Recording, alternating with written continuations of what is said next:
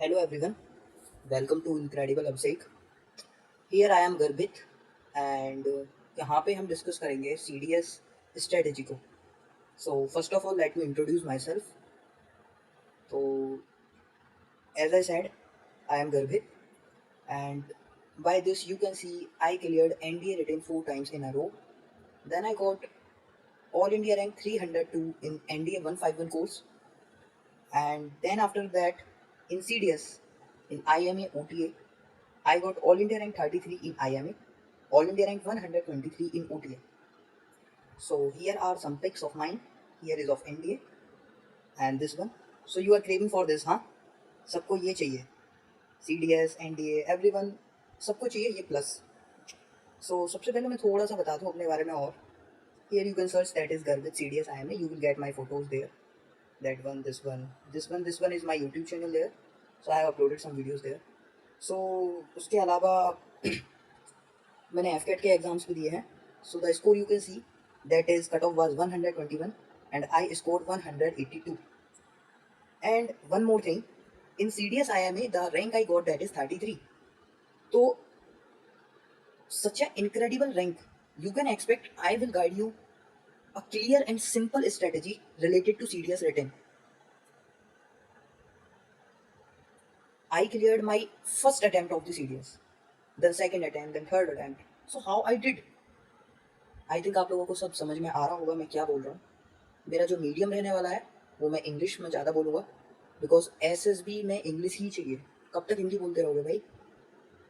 ये habit in your daily life होनी चाहिए. आप कुछ भी बोल रहे हो वो सब कोशिश करो कि जितना ज़्यादा से ज़्यादा मैं बोलूँ that should be in English. खैर वो एक अलग बात है. इस वीडियो में जो हम पूरी एक डिटेल्ड स्ट्रेटजी पे बात करेंगे वो बात करेंगे CDS रिटन पे.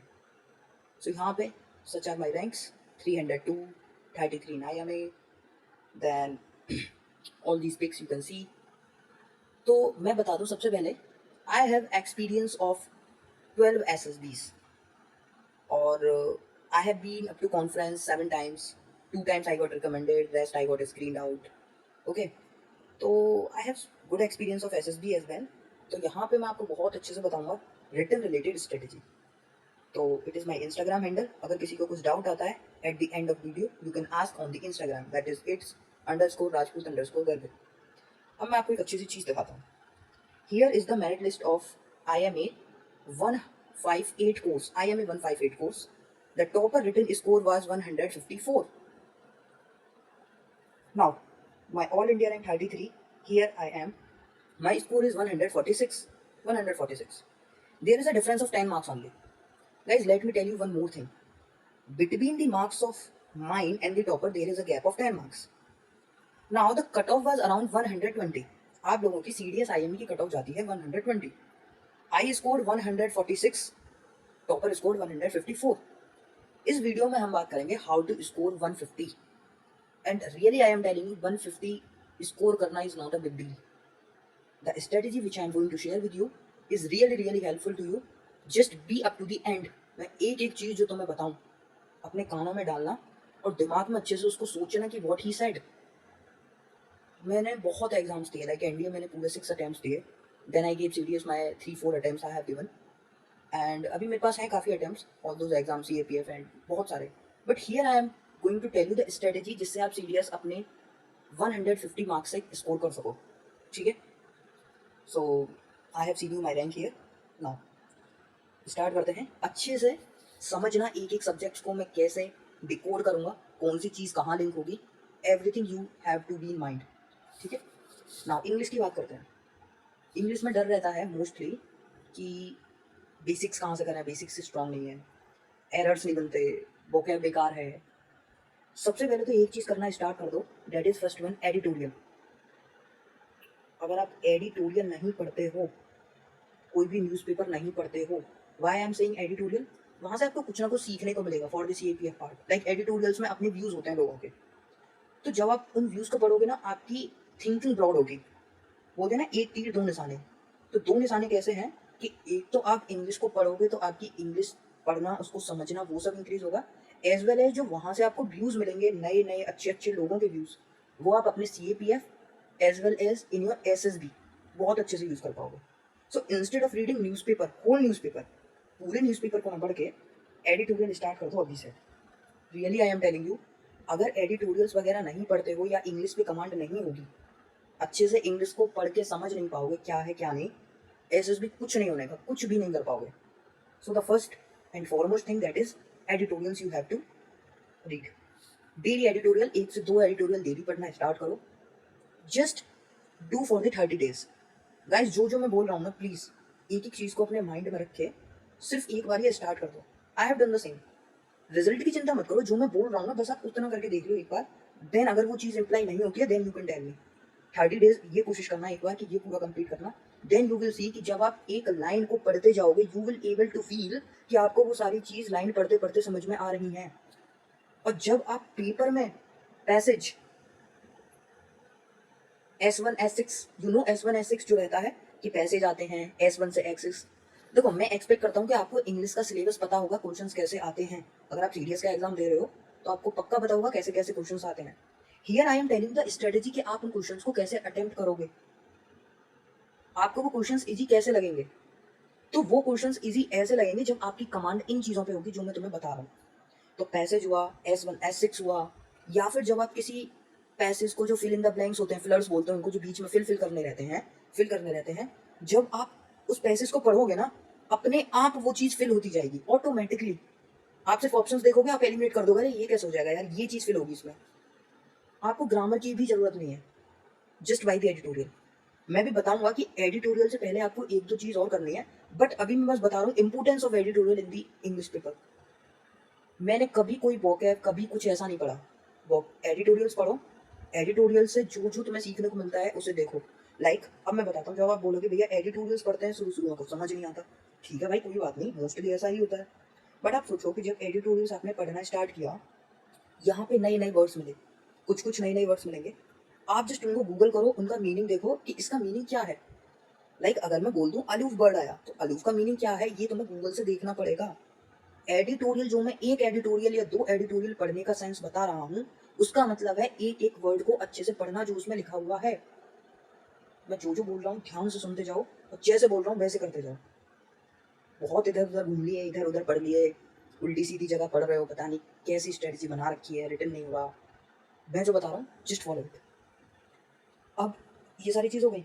अब ना एडिटोरियल पढ़ने से पहले एक चीज़ और करना, एक बार ना बेसिक्स देख लेना इंग्लिश ग्रामर के, नाउन क्या होता है, प्रोनाउन क्या होता है। मैं ये नहीं कह रहा बहुत डीप जाना, कहने का मतलब है जब आप उस लाइन को पढ़ो, जो लाइन लिखी हुई है, तो आपको समझ आना चाहिए अच्छा ये नाउन है, इधर यहाँ इसने ये वर्ब यूज़ की है, इस वर्ब के बाद इसने यहाँ पे ये एक्शन हो रहा है एक, उसके बाद यहाँ पे ये प्रेपोजिशन यूज़ की है और प्रेपोजिशन का ऑब्जेक्ट आया। अब आप बोलोगे भैया ये सब क्या है कि प्रेपोजिशन आया, प्रोपोजिशन का ऑब्जेक्ट आया, ये आया। इसीलिए मैं बोल रहा हूँ एक बार बेसिक्स पढ़ लो, यूट्यूब पे मिल जाएंगे बेसिक्स की वीडियोस, इवन मेरे चैनल पे भी मिल जाएंगे, मैं बता दूंगा तुमको। आप सिर्फ ऐसे सर्च कर लेना बेसिक्स ऑफ इंग्लिश ग्रामर गर्भित हब, आप वहाँ से देख सकते हो, ठीक है, गर्भित हब, वहाँ पे ये आपको बेसिक्स मिल जाएंगे। नाउ अब बात करते हैं कि आपने बेसिक्स पढ़ लिए, आपको सारे पार्ट्स ऑफ स्पीच आते हैं। बेसिक्स का मतलब है पार्ट्स ऑफ स्पीच आते हैं आपको, आपको ये पता है कौन सा वर्ड क्या होता है। अब जब आप एडिटोरियल पढ़ोगे आपको पढ़ने में मजा आएगा, अच्छा ये नाउन है, इसके बाद ये आया, इसके बाद ये आया। आप सोच के देखो जब आपका लिंकेज बनेगा ना आपको खुद पढ़ने में मजा आएगा। और जब आप गूगल से इन एडिटोरियल्स में वोकैब वर्ड्स यूज किए गए हैं, जब आप उनको गूगल से देखोगे, ये एक ऐसी चीज है ना जो तुम्हारे इंग्लिश में 50 से 60 मार्क्स की चीजों को अकेले घेर रही है। अब इसके बाद आते हैं जो और क्वेश्चंस रहते हैं, कि भैया वो क्वेश्चंस आते हैं कि एक जैसे वर्ड्स दे देता है जिसको हम होमोफोन्स बोलते हैं एक्चुअली, कि एक जैसे सुनाई देते हैं, वो बोलने में एक जैसे लगते हैं लेकिन उनका मीनिंग अलग होता है। देखो वो जो सारे क्वेश्चंस है ना, 20 से 30 क्वेश्चंस जो अलग आते हैं, अजीब अजीब तरीके के आते हैं, अभी आ गए थे, तुमने देखा होगा सीडीएस के पिछले एग्जाम्स में, तो वो सब ना वो हर कोई नहीं करता है, मोस्टली बंदे छोड़ते हैं। तो अगर वो आपसे नहीं हो रहा है, कुछ ही हो पा रहा है, तो इसका मतलब ये नहीं कि भाई आप कॉम्पिटिशन से बाहर हो। लेकिन जो चीज़ दुनिया कर रही है, जो चीज़ ये जो मैंने आपको बताया पार्ट्स ऑफ स्पीच को कर रही है, फिलर्स यूज कर रही है, ये सारी चीज़ कैसे होंगी, ये सारी चीज़ होंगी जब आप डेली रीडिंग करना स्टार्ट करोगे। आप कितने भी इडियम फ्रेजेस रट लेना, कितने भी साइनो एंटू रट लेना, कितनी भी वोकैब रट लेना, इंग्लिश में इसको नहीं आने वाला जब तक आपकी रीडिंग अच्छी नहीं होगी। बिकॉज फिलर्स हुए या S1 S6 हुए, PQRS हुए, आप खुद सोच के देखो सब में रीडिंग है। और अगर आपकी रीडिंग अच्छी है तो S1 S6 पढ़ते ही आपको पता पड़ जाएगा कि इसका लिंकेज इसके बाद है। क्योंकि आपने एडिटोरियल्स में ऐसे बहुत सारी चीज पहले ही पढ़ रखी है, ठीक है। तो ये तो रही इंग्लिश की स्ट्रेटेजी कि आप बस एक बार ये कोशिश करके देखो, एक बार ये फॉलो करके देखो, देन यू विल रियलाइज कि आप इंग्लिश में +20-30 मार्क्स लेके आ पा रहे हो। Believe me, just do it. अभी अगर आपको 60 नंबर आ रहा है, 50 नंबर आ रहा है, आई एम इंश्योरिंग यू आराम से 70-75 टच कर दोगे बाय दिस। अगर आपके अभी 50 आ रहा है तो believe me, just do it. अब जो बात रही कि जो और चीजें हैं लाइक ईडियम फ्रेजेस हुए, साइनो से हो जाएंगे एडिटोरियल से। ईडियम फ्रेजेस आप कहीं से भी पढ़ लेना, पिछले 15 साल के, 20 साल के एसएससी के idiom phrases will be same, वो तो सब एक जैसे ही रहते हैं। The main thing that is S1 S6 PQRS fillers. अब आप बोलोगे भैया वो ग्रामर वाला पोर्शन जो आता है, 10 क्वेश्चंस ग्रामर के आते हैं, वो वाला, देखो उसके लिए ना जो मैंने आपको बेसिक्स बताया है, बेसिक्स पढ़ने के बाद ना आप यूट्यूब पे सबके 100 रूल्स दे रखे हैं, लाइक 100 रूल्स ऑफ ग्रामर। कई सारे टीचर्स ने टॉप 50 रूल्स करा रखे हैं, टॉप 100 रूल्स करा रखे हैं, आप सिर्फ उनको कर लेना। बिकॉज ग्रामर को ये नहीं है कि भाई आपको बहुत डीप में पढ़ना है, it's a waste of time. आप एडिटोरियल में अपना टाइम दो। मैं आपको सिर्फ और सिर्फ सीडीएस रिटन करने की स्ट्रेटेजी नहीं बता रहा हूँ, खुद को इम्प्रूव करने की स्ट्रेटेजी बता रहा हूँ। आप उसको पढ़ के समझ पाओ, इंग्लिश में बोल पाओ कुछ। It's a development, it's a personality development यार। रिटन क्लियर करने ही से ही सब कुछ नहीं है, पढ़ो ऐसा जो आपकी पर्सनैलिटी को इम्प्रूव करे।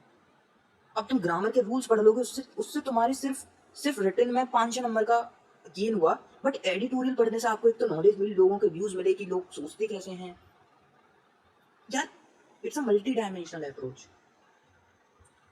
एज अ एसएसबी, लाइक मेरे को ऐसा लगता है कि यार जो हम पढ़ते हैं ना उसमें पर्सनैलिटी डेवलपमेंट होना चाहिए। हमारे पढ़ने का कुछ कुछ गेन नहीं है अगर हम खुद को इम्प्रूव नहीं कर पा रहे हैं तो रिटन अपने आप क्लियर हो जाएगा। बस आप ये जो चीज़ें हैं ना डेली लाइफ में, ये ऐड कर दो। रिटन का इतना टेंशन मत लो, जो मैं तुम्हें बता रहा हूँ ना इंग्लिश के लिए, ये ऐड कर दो, फिर तुम रियलाइज करना। और बात रही कि कंटेंट जैसे साइनो एंड टू, ईडियम फ्रेजेस कौन कौन से पढ़ने हैं, हाँ कितने साल के करने हैं, ये भी डाउट आते हैं। PQRS कैसे, उनमें ट्रिक्स होती हैं, PQRS में नो डाउट ट्रिक्स होती हैं। S1 S6 में भी कैसे एलिमिनेट करते हैं कि भैया हैंस अगर आएगा तो एंड में लगेगा, अगर किसी चीज़ का इंट्रोडक्शन होगा, किसी का नाम दे रखा होगा तो पहले आ जाएगा, और अगर फिर उसका प्रोनाउन यूज कर रखा होगा, मान लो अगर किसी कंट्री का नाम दिया इंडिया, इंडिया के बारे में कुछ बताया, देन इंडिया के बताने के बाद कुछ सेंटेंस में ये यूज किया इट आल्सो हैज, तो इसका मतलब है कि इसके पास कुछ, तो इसके कौन, इंडिया के पास। तो कहने का मतलब क्या है, पहले ये आएगा फिर ये आएगा, ये सारी चीज कैसे, वो एक अलग वीडियो में बताऊंगा, वो ट्रिक्स होती है। मैं सिर्फ अभी आपको ये बता रहा हूँ कि सीडीएस क्लियर करने की स्ट्रेटेजी में तुम्हें क्या इंक्लूड करना है, क्या पढ़ना है, जिससे तुम अपने आप को इम्प्रूव करो और आपको ये दिखे पेपर में कि हाँ मैंने इंग्लिश में +20-25 स्कोर किया है। मेरे को रियलाइज नहीं हुआ कि मैंने कैसे किया, लेकिन मैंने कर लिया। Just do it now. Next आते हैं जीएस पे। गाइस जीएस, इस बार का सीडीएस का पेपर सच में बहुत इजी था। मैंने खुद अराउंड 45 से 50, आई थिंक 48 के आसपास मार्क्स थे मेरे इतनी जीएस आउट ऑफ 100। इतना इजी पेपर था। और वरना नॉर्मली स्कोर जो रहता है वो 40 के अराउंड रहता है मेरा, but 40 is such a good score. ठीक है, जीएस में ठीक है 40-45 आ रहा है आपको, बहुत अच्छा स्कोर आ रहा है। अब देखो मैं तुम्हें बताता हूँ PYQ लिंकेज। जीएस में ना जो सिविल सर्विसेज के क्वेश्चन है वो CAPF में उठ के आते हैं, CAPF के सीडीएस में उठ के आते हैं, CDS के एनडीए में उठ के आते हैं।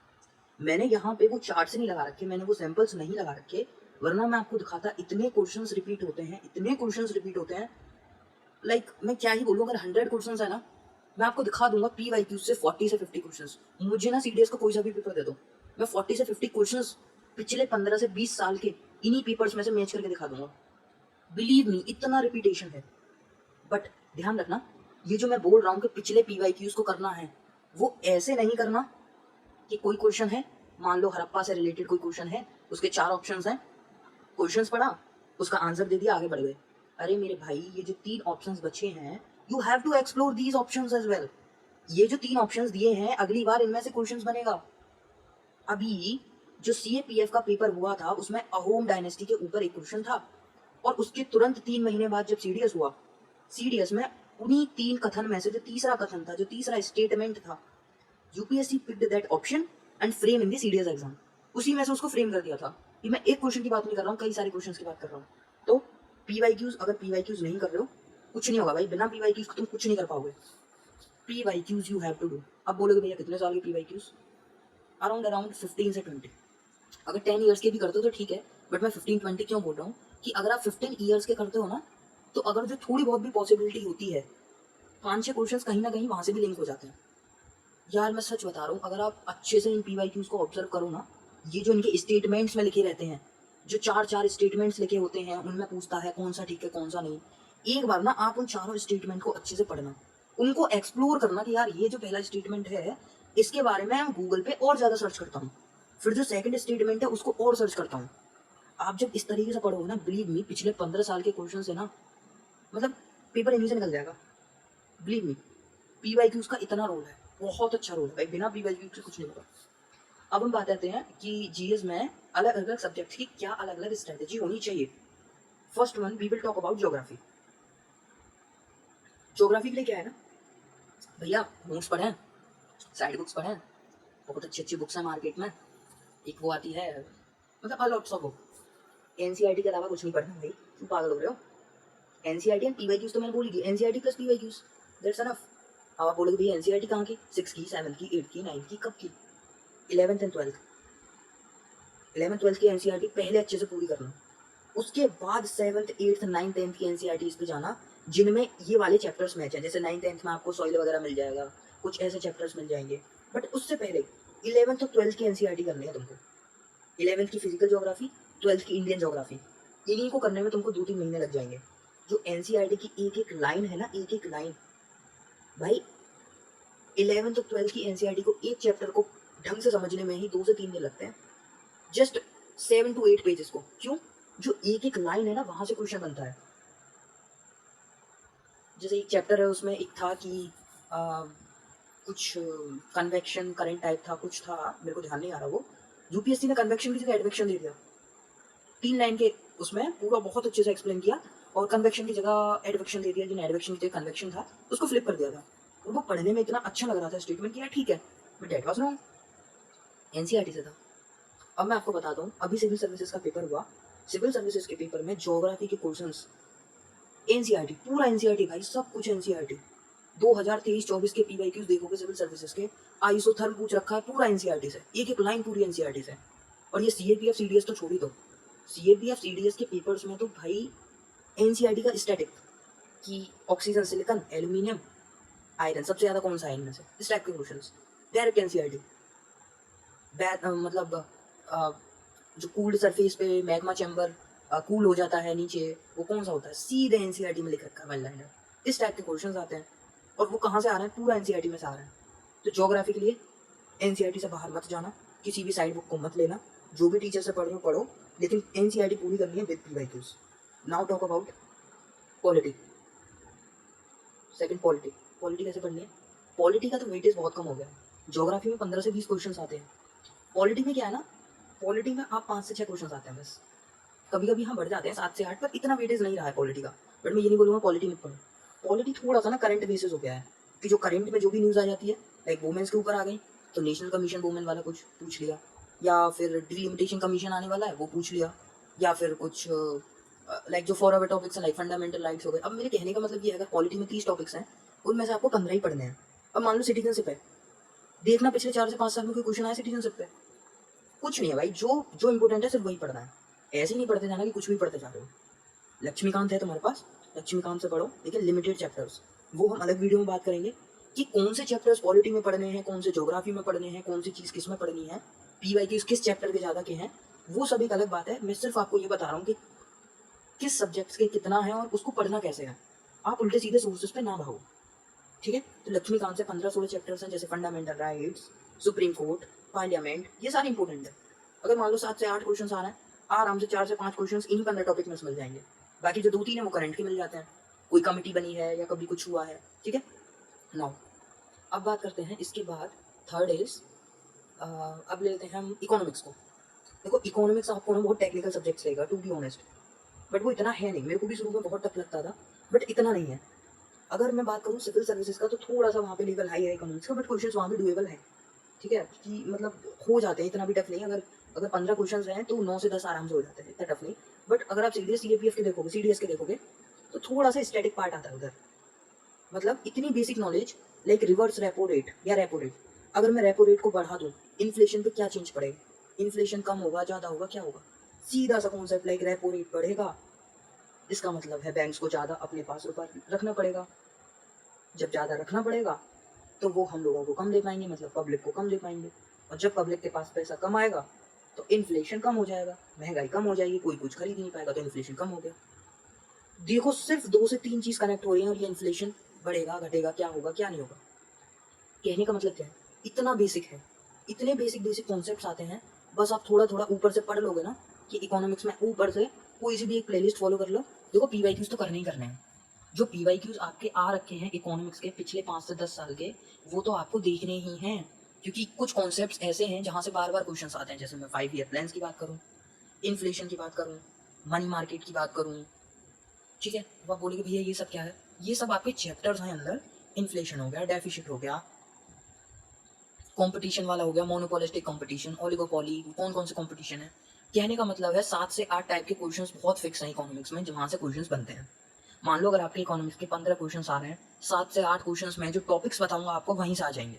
बिलीव मी, जो मैं आपको 10 टॉपिक बताऊंगा ना, वहाँ से आपको 7 से 8 क्वेश्चन श्योरली मिल जाएंगे। इकोनॉमिक्स का इतना अच्छा वो है, मतलब CDS EAPF में बहुत बेसिक पूछता ही नहीं। में से सिविल सर्विस का पता नहीं, वहाँ तो कुछ पता नहीं, बैड बैंक्स, NPA बैंक पे पता नहीं क्या क्या पूछता है, यहाँ पे बहुत कम पूछेगा, ठीक है। अब यहाँ पे कौन से सोर्सेज फॉलो करने हैं, यूट्यूब से कहीं से भी पढ़ लो, इवन इनक्रेडिबल अपसेक पे इकोनॉमिक्स की कुछ PDFs पड़ी हुई है, वहाँ से पढ़ लो। आपका जो टेलीग्राम चैनल है ना इनक्रेडिबल अपसेक, उसमें है कई सारी PDFs वगैरह हैं सारी, आप वो भी देख लो, ठीक है। वहाँ से आपको ही मिल जाएंगे, PYQs वगैरह भी डाल रखे हैं सब। नाउ इकोनॉमिक्स की बात होगी। नाउ अब बात आती है आपकी हिस्ट्री। हिस्ट्री का क्या करना है, देखो यार हिस्ट्री में ध्यान रखना कि यहाँ पे थीम्स करनी है आपको, themes of Indian history, NCERT। सच बता रहा हूँ मैं, जिसको सुनना है भाई सुनो, जिसको नहीं सुनना कोई बात नहीं, बट ये गोल्डन है भाई, ये गोल्ड है। अगर आप ये स्किप करके जा रहे हो ना, themes of NCERT part 1 part 2 part 3, मतलब एंशियंट, मेडिवल और मॉडर्न, भूल जाओ भाई तुम कुछ भी करने वाले हो हिस्ट्री में।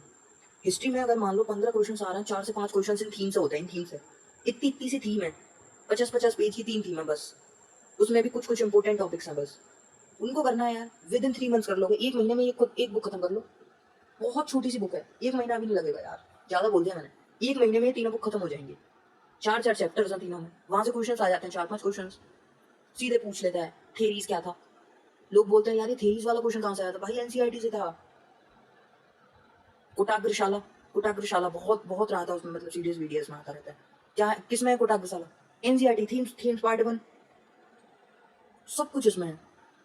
एक क्वेश्चन आया कि सांची स्तूप के ऊपर था कि कुछ 4 कथन दे रखे थे और बोल रहे थे यार ये इतना टफ क्वेश्चन है CDS का, कहाँ से दे दिया। अरे भाई NCERT थीम्स पार्ट 1, डिक्टो, चारों ऑप्शंस वहां से थे। तो मेरे कहने का मतलब है थीम्स करो NCERT की, और पीवाईक्यूज तो करने ही करने हैं। अब आप बोलोगे भैया रमेश चंद्र आती है, Ramesh Chandra for economics, Bipin Chandra book आती है, उपेंद्र सिंह आती है, ये सारी बुक्स NCERT जो पुरानी वाली RS शर्मा, भाई कुछ मत पढ़ो, तुम कितना पढ़ोगे। मैं तुमको बता रहा हूँ लिमिटेड पढ़ने का, तुम सोच रहे हो मैं ये भी पढ़ लूँ वो भी पढ़ लूँ। मैंने खुद पॉलिटी में तुम्हें 15-16 चैप्टर्स बताए हैं। इकोनॉमिक्स के लिए मैंने बोल दिया कि PDF वगैरह से पढ़ लेना, ये यूट्यूब से वीडियो देख लेना जो ऊपर बेसिक से। अच्छा ये क्या होता है, रेपो रेट क्या है, SLR क्या है, CLR क्या है, ये सब क्या है, ठीक है। तो थोड़ा थोड़ा पढ़ना है, थीम्स NCERT करनी है बस, और PYQs। अब बात आती है भैया साइंस कैसे पढ़नी है। साइंस तो देखो यार, इतना रिपीटेशन है CDS NDA, सीधे एक दूसरे में मिक्स करके पूछे जा रहा है क्वेश्चन को। साइंस का तो भाई मैं तुम्हें क्या ही बोलूँ, साइंस क्या है, पूरा PYQs है, पूरा PYQs। 30 क्वेश्चन आ रहे हैं, 25 क्वेश्चन PYQ, वही बार बार रिपीटेशन।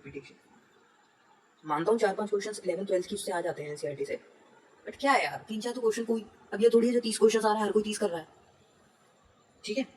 तो साइंस में भी NCERT पढ़नी है, 9th-10th पढ़ो भाई, 11th-12th छोड़ो यार, क्या करोगे तुम 11th-12th पढ़ के, इतना सब कुछ है पढ़ने को। तुम्हें PYQs करने हैं, PYQs का बर्डन ही इतना सारा हो जाएगा, क्यों 11th-12th के लिए, मतलब 11th-12th पढ़े जा रहे हो पूरे 2-3 महीने, वो भी 3-4 क्वेश्चन के लिए। इससे बेहतर है यार अपनी ज्योग्राफी स्ट्रॉन्ग करो, आगे के लिए फायदा तो देगा। इकोनॉमिक्स के PYQs कर लो, आराम से 7-8 लपेट लोगे। तो क्यों 2 या 3 क्वेश्चन के पीछे पढ़ रहे हो, साइंस में उनका भी कुछ पता नहीं, 11th-12th वाला मैं कहाँ से देगा, बताओ। बायोलॉजी के क्वेश्चन दे देते हैं 12th में से उठा के ठीक है ना, ये हो गया। अब हम बात करेंगे last, that is current affairs. भैया करंट अफेयर्स कहाँ से पढ़ने हैं, कैसे पढ़ने हैं। मंथली मैगजीन्स एक उपाय, मंथली मैगजीन्स। अब आप बोलोगे भैया विजन IAS की मैगजीन आती है, हाँ ठीक है ऊपर ऊपर से पढ़ लो, लेकिन यार CDS का कोई आंसर राइटिंग थोड़ी है, इट्स जस्ट प्री टाइप के ऑब्जेक्टिव। तो prelims means of point of view से पढ़ो, ठीक है। प्रीलिम्स पॉइंट ऑफ व्यू से पढ़ो कि भाई बस इतना पढ़ना है कि कोई मान लो कुछ हुआ है तो उसका स्टेट कौन सा है, ये नहीं कि कितना का बजट था, कितना कुछ था, कितना क्या था, कौन सी मिनिस्ट्री थी, ठीक है। तो मंथली मैगजीन्स पढ़ो, और मंथली मैगजीन कहीं से भी डाउनलोड कर लो, गूगल पे बहुत सारे इंस्टीट्यूट की मैगजीन्स हैं, इनक्रेडिबल अपसिक की हैं, करंट अफेयर्स आते रहते हैं, ठीक है।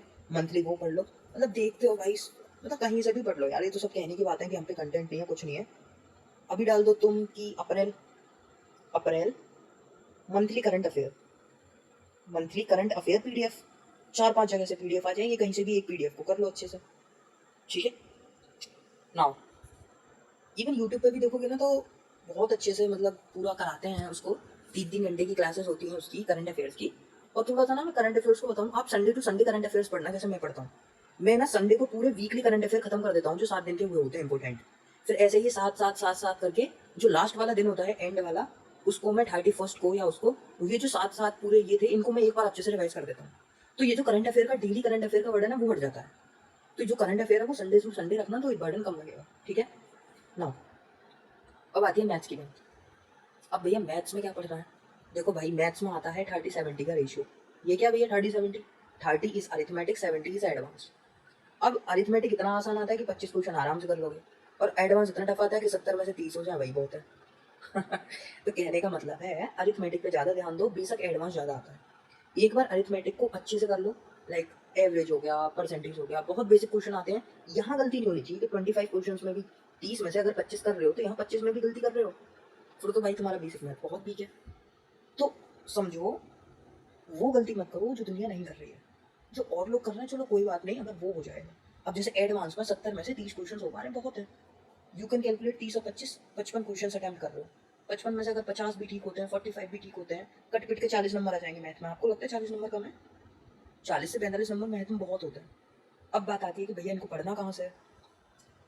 सबसे पहली चीज़ पी वाई क्यूज तो करने ही करने हैं। मैं आपको एक और चीज़ बताता हूँ, एडवांस में कुछ क्वेश्चंस ऐसे हैं, कुछ चैप्टर्स जैसे ज्योमेट्री, मेंसुरेशन, हर बार एक क्वेश्चन आता है ये ट्रायंगल वाला, यहाँ से परपेंडिकुलर खींच देते हैं, इसका मल्टीप्लाई इसके मल्टीप्लाई के बराबर होता है, मतलब ये परपेंडिकुलर, ये बेस, ऐसे ही यहाँ पे ये परपेंडिकुलर है और ये बेस है, तो इन दोनों का मल्टीप्लाई इसके बराबर होता है, मतलब एरिया बराबर एरिया। हर बार यहाँ से क्वेश्चन आता है भाई, हर बार, एवरी सिंगल ईयर, यहाँ का 1 नंबर पक्का। कहने का मतलब क्या है, पीवाईक्यूज का रिपीटेशन मैथ में भी बहुत ज़्यादा है, बहुत ज़्यादा। पिछले 15 साल के पीवाईक्यूज करो मैथ के, यू विल सी कि आप आराम से 40 से 45 क्वेश्चन तो इजीली अटेम्प्ट कर पा रहे हो just because of the PYQ. लेकिन अब बात आती है भैया कॉन्सेप्ट्स कहाँ से पढ़ें। कॉन्सेप्ट्स के लिए यार देखो, आप यूट्यूब पे ना जो पीवाईक्यूज कराते हैं, या तो वो सीरीज देख लो या फिर किसी टीचर का बैच ज्वाइन कर लो। फॉर मी, मैंने गगन प्रताप सर का बैच लिया था जो मैथ्स पढ़ाते हैं एसएससी के लिए। तो ऐसा कुछ नहीं है कि एसएससी का मैथ सीडीएस का अलग है या कुछ ऐसा है, बस इतना है एसएससी में डायरेक्ट आपको फॉर्मूलेस दिख जाते हैं कि हाँ ये लग रहा है, और यूपीएससी में सीडीएस में थोड़ा सा आपको लाइक वो देखना पड़ता है, क्वेश्चंस को फॉर्मुलेट करना पड़ता है। अच्छा इसको मैं ऐसे डायग्राम बनाऊंगा या कुछ ऐसे बनाऊंगा, एक्सटेंड कर दूंगा तो ये ऐसे लग जाएगा। कहने का मतलब है कि एसएससी वाला मैथ्स पढ़ोगे और थोड़े यूपीएससी के क्वेश्चंस लगाओगे सीडीएस के, तो आप कर पाओगे। बस मैंने आपको ये बताया मैंने कहाँ से मैथ्स पढ़ा था। बट पीवाईक्यूज मस्त है, अगर पीवाईक्यूज नहीं कर रहे तो कुछ नहीं कर रहे, ठीक है। भैया चैप्टर्स कौन कौन से करने हैं, अरे भाई ट्रिग्नो हो गया, स्टैटिस्टिक्स हो गया, ये सब एडवांस के हैं, और इनसे बहुत बहुत भर के क्वेश्चन आते हैं, तो यही तो करने हैं। ट्रिग्नो, सर्किल, ट्रायंगल, बहुत क्वेश्चन आते हैं, नंबर सिस्टम, यहीं से बहुत सारे क्वेश्चन आ जाते हैं। तो मैं स्ट्रेटजी वीडियो ना, देखो ये तो मैंने बता दिया तीनों का कि कहाँ से क्या क्या पढ़ सकते हो। मैं तुम्हें बताऊँ एक और चीज़ कि मैं ना हर एक सब्जेक्ट के लिए अलग अलग भी बना दूंगा। जैसे इंग्लिश के लिए ना पूरे 1 घंटे की अच्छे से बताऊंगा कि यहाँ से आप ये पढ़ो, यहाँ से ये पढ़ो, यहाँ से ये पढ़ो, ठीक है। एडिटोरियल्स के बाद फिर आप कहाँ से वोकैब कर सकते हो, कहाँ से कौन सी चीज़, पीवाईक्यूज कितने कर सकते हो, डेली और क्या कर सकते हो जिससे इंग्लिश इंप्रूव हो। जीएस में आपको कौन कौन से चैप्टर्स पे ज़्यादा ध्यान देना है, कहाँ के पीवाईक्यूज कहाँ रिपीट हुए हैं, ये सब मैं डिटेल्ड वीडियोज़ में बता दूंगा। ये तो सिर्फ एक ओवरऑल वीडियो है जिससे मैंने तुम्हें बता दिया कि इन चीज़ों को करने से आपकी मतलब ये चीज़ करो, आप इधर उधर ना भागो, कि आपके सोर्सेज बहुत ज़्यादा हैं, ठीक है। तो जो स्ट्रेटजी मैंने फॉलो की, जो जो चीज़ मैंने की, वही आप करना। आप इस मैं तुम्हें ना एक चीज़ बताता हूँ यार, देखो मतलब देखोगे ना डिफेंस एग्जाम्स में, आप देखते हो भीड़ बहुत ज़्यादा है, मतलब इतने सारे बंदे हैं ना, आप डिफेंस एग्जाम्स में भी आप देखोगे कि कट ऑफ क्लियर नहीं हो रही यार, कि नंबर नहीं आ रहे यार, तुम्हारी स्ट्रेटेजी खराब है। सच बता रहा हूँ, बिल्कुल सेम स्ट्रेटेजी रखी थी, 146 मार्क्स स्कोर किए थे, 150 भी टच हो जाएंगे आराम से। 156 पे तो टॉपर था, सोचो कहाँ कट ऑफ 120 जाती है। इंग्लिश में जो मैंने आपको स्ट्रेटजी बताई, इंग्लिश में मान के चलो अराउंड अराउंड 60 मार्क्स ले आओगे ईजिली। 65 मैं जो बता रहा हूँ ऐसे करोगे तो मान लो अगर आपके 40 नंबर भी आ रहे थे पहले, इंग्लिश में 40 भी आ रहे थे, मैंने जो बताया वो करके देखो, आराम से 25 प्लस 25 कर लोगे, बिलीव मी। 30 दिन करके देखो एक बार, 30 दिन एडिटोरियल करके देखो, प्लस 25 वहाँ लगेगा। मान लो 65 वहाँ हो गए। 65 जीएस में जो मैंने आपको स्टडी बताई है, पीवाईक्यूज, एनसीईआरटी, साइंस के एनसीईआरटी और थीम्स एनसीईआरटी, कुछ अलग नहीं पढ़ना, सिर्फ पीवाईक्यूज और एनसीईआरटी। वहाँ से आराम से 35 क्वेश्चंस, बिलीव मी। 35 मार्क्स कहीं नहीं गए तुम्हारे जीएस के भाई। 35 भी मैं कम बता रहा हूँ, मिनिमम बता रहा हूँ, जिस हिसाब से मैंने स्ट्रेटेजी बताई है तुमको। तुम देखना कैसे क्वेश्चंस मिलेंगे पीवाईक्यूज से तुम्हें। मैं क्यों इतना एम्फेसिस दे रहा हूँ पीवाईक्यूज में, मैं खुद पीवाईक्यूज करता हूँ। कितना हो गया 100। और इंग्लिश और मैथ्स में कितने आ रहे थे, 40 से 45 आ गया ना 140। कहाँ कट ऑफ 120 जाती है, रोते रहते हो यार कट ऑफ क्लियर नहीं हो रही। इवन आप सेफ तो 130 पे भी हो, 130 भी ले आओगे तब भी सेफ हो, बट मैंने स्ट्रेटेजी बताई है 145 अराउंड ओनली, 145 ले आओगे तो एक डिटेल वीडियो बना देंगे हर एक सब्जेक्ट की। बस मैंने ये बताया किन सोर्सेज पे रिलाई करना है, इधर उधर नहीं भागना। मैंने जो जो किया मैंने इस तरीके से अपना स्कोर किया। बाकी अगर आप कुछ भी और डाउट आता है ना तो आप मेरे यहाँ पे इंस्टाग्राम पे पूछ लेना, दिस इज़ माई आईडी, ठीक है, यहाँ पूछ लेना आप। और ये सब मैंने आपको बता ही दिया, the ranks I have and all those things. तो चलो मिलते हैं फिर नेक्स्ट वीडियो में। Thank you and thanks for watching incredible अपसे।